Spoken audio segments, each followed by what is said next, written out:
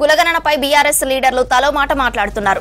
కేసీఆర్, కేటీఆర్ సహా హరీష్, పల్లా లాంటి కీలక నేతలే కులగణన సర్వేలో వివరాలు ఇవ్వలేదు. కేవలం కవిత మాత్రమే సర్వేలో వివరాలు ఇచ్చారు.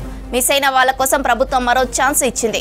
ఎవరైనా మిగిలి ఉంటే ఎన్యూమరేట్ చేసుకోవాలని చెప్పింది. రీసర్వే చేస్తే వివరాలు ఇస్తామని కేటీఆర్ అసెంబ్లీ సాక్షిగా చెప్పారు.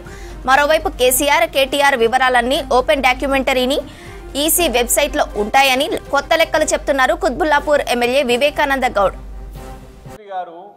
అసెంబ్లీ సమావేశంలో ఇంత అంశాన్ని తీవ్రమైన అంశం గురించి చర్చ జరుగుతూ ఉంటే వారు ఎవరు సర్వేలో పాల్గొనని చెప్తారంటే ముఖ్యమంత్రిగా పనిచేసినటువంటి మా అధినేత కేసీఆర్ గారు పాల్గొనలేరు, హరీష్ రావు గారు పాల్గొనలేరు, కేటీఆర్ గారు పాల్గొనలేరు, పద్మారావు గారు పాల్గొనలేరు, అదేవిధంగా పోచంపల్లి శ్రీనివాస్ రెడ్డి గారు పాల్గొనలేదని చెప్తారు.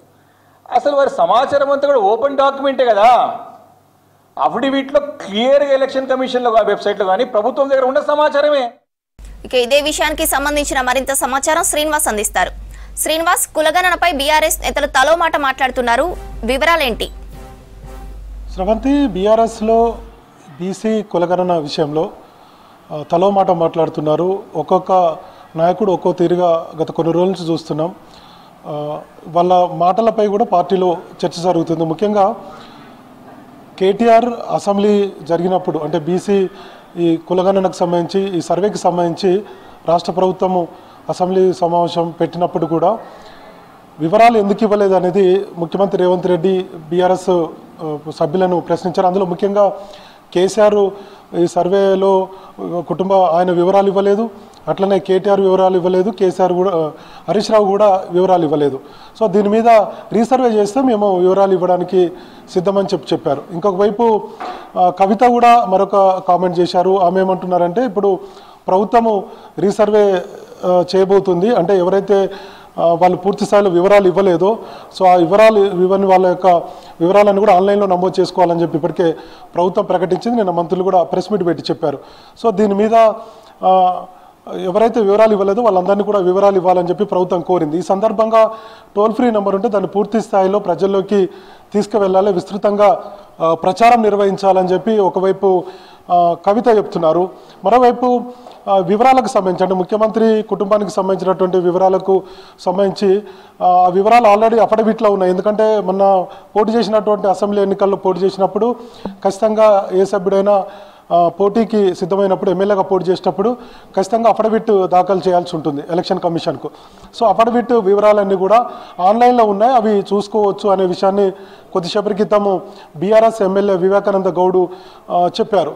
సో ఇట్లా కాంగ్రెస్ ఆరోపణలో కరెక్ట్ లేదు, కాంగ్రెస్ పార్టీ మూర్ఖత్వంగా వ్యవహరిస్తుందంటూ ఆయన కామెంట్ చేయడం జరిగింది. సో ఈ వివరాలన్నిటి మీద కూడా కాంగ్రెస్ పార్టీ చాలా సీరియస్గా ఫైర్ అవుతుంది. ఎందుకంటే అసెంబ్లీలో మీరు రాష్ట్ర ప్రభుత్వం నిర్వహించినటువంటి సర్వేలో పాల్గొనకుండా ఈ సర్వేను తప్పుల తడక అని చెప్పారు. తర్వాత సర్వేలో పూర్తి వివరాలు ఇవ్వని చెప్తున్నారు, కానీ మీరే వివరాలు ఇవ్వలేదు, ఎందుకు వివరాలు ఇవ్వలేదు అన్నటువంటి ప్రశ్న ఒకవైపు అధికార పార్టీ నుంచి కూడా వ్యక్తమైంది. ఆ సందర్భంగా కేటీఆర్ కూడా రియాక్ట్ అయ్యారు. సో మీరు రీసర్వే చేస్తే కనుక మేము వివరాలు ఇవ్వడానికి సిద్ధమన్నట్టుగా ఆయన చెప్పుకొచ్చారు.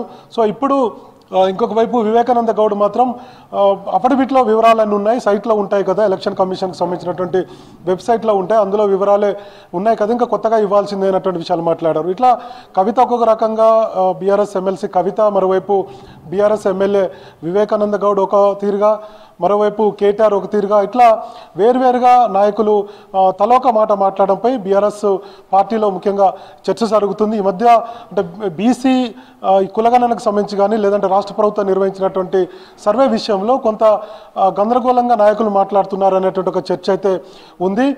సో దీని మీద ఇంతవరకు కేసీఆర్ అయితే రియాక్ట్ కాలేదు. ఇంత పెద్ద ఎత్తున సర్వే చేసినప్పుడు తర్వాత ఈ బీసీలు ఎంతమంది ఉన్నారు, తర్వాత మిగతా ఎస్సీ ఎస్టీలు ఎంతమంది ఉన్నారు, తర్వాత దీనికి సంబంధించినటువంటి రాష్ట్ర ప్రభుత్వం చట్టబద్ధత చేయాలని చెప్పి ఇప్పటికే నిర్ణయం తీసుకుంది. మరోసారి అసెంబ్లీ సమావేశాన్ని ఏర్పాటు చేయబోతుంది. కేంద్ర ప్రభుత్వానికి కూడా ఈ నివేదికను పంపించాలనుకుంటుంది. బీసీలకు 42% మేర రిజర్వేషన్లు వచ్చే విధంగా ప్రయత్నాలు ఒకవైపు జరుగుతున్నాయి.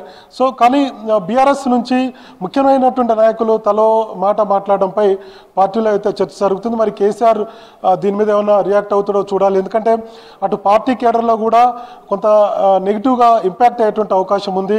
మరోవైపు కాంగ్రెస్ మాత్రం దీని మీద మండిపడుతుంది. అంటే మీరు ఆల్రెడీ సర్వేలో పాల్గొనలేరు, సర్వేకి సంబంధించినటువంటి వివరాలు ఇవ్వలేదు, తర్వాత దీని మీద బీసీ సర్వే మీద మాత్రం ఈ కులగణన మీద మాత్రం రాష్ట్ర ప్రభుత్వం చేసినటువంటి సర్వే మీద మాత్రం నెగిటివ్గా మాట్లాడుతున్నారు అన్నటువంటి విషయాన్ని కూడా కాంగ్రెస్ ప్రశ్నిస్తుంది. సో ఎమ్మెల్యే వివేకానంద గౌడ్, అట్లనే బీఆర్ఎస్ ఎమ్మెల్సీ కవిత ఒక తీరుగా, అట్లనే కేటీఆర్ మరో తీరుగా మాట్లాడడంపై పార్టీలో అయితే పెద్ద ఎత్తున చర్చ జరుగుతుంది. దీనికి మరి ఎట్లా దీన్ని వాళ్ళు బీఆర్ఎస్ ఎట్లా దీన్ని చెప్పుకుంటుంది అనేది చూడాలి. 19వ తారీఖున బీఆర్ఎస్కి సంబంధించినటువంటి కార్యవర్గ సమావేశం ఉంది. ఆ రోజు ఈ రీసర్వేకి సంబంధించి ఎవరైతే మిస్ అయ్యారో, ఎవరైతే సర్వేలో పాల్గొనలేదో దీనికి సంబంధించి ఆ రోజు ఏమన్నా ప్రకటన చేస్తుందో చూడాలి.